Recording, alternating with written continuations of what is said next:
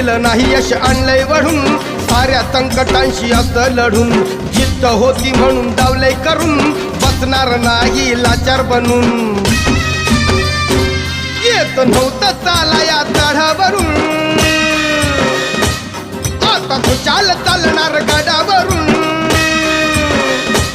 कुबड्यावाल्यांची नव्हती नुसतीच हुल कुबड्यावाल्यांची नव्हती नुसतीच हुल आम्ही ठरलोय आज सक्सेसफुल आम्ही ठरलोय आज